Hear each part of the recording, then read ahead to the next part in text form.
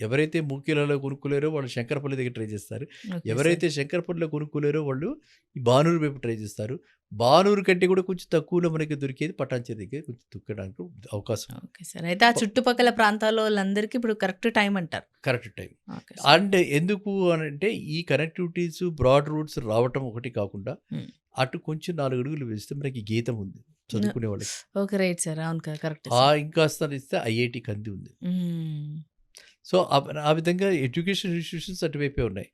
Connectivity ఉంది. హ్మ్. ORR connectivity కూడా ఉంది. హ్మ్. ఓఆర్ఆర్‌కి చాలా దగ్గరగా ఉన్నది పటాన్‌చెరు.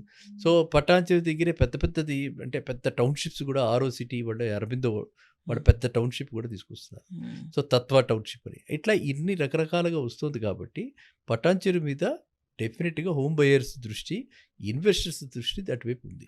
Okay sir. ఓకే. ఇదే కాకుండా ఇటువైపు ఒక పక్కన హైవే. మరి ఇది ఇప్పటికే రేట్లు పెరిగాయంటారా ముంబై సార్? హైవే.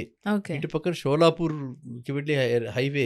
ఓకే. అది కూడా పటాన్‌చెరు దగ్గర జంక్షన్ ఉంది. Okay sir. ఇప్పుడు ఇక రేట్ల విషయంలోకొస్తే రేట్లు ఇప్పుడు మనం స్తబ్దతతో తెలంగాణలో అంత యాక్టివిటీ లేదు. అవును. స్తబ్దతతో కూడి ఉందని చెప్పి మనం అనుకుంటున్నాం. అవును సార్. అదే విధంగా అక్కడ లొకేషన్‌ని బట్టి 15, 16 వేల నుంచి హ్మ్.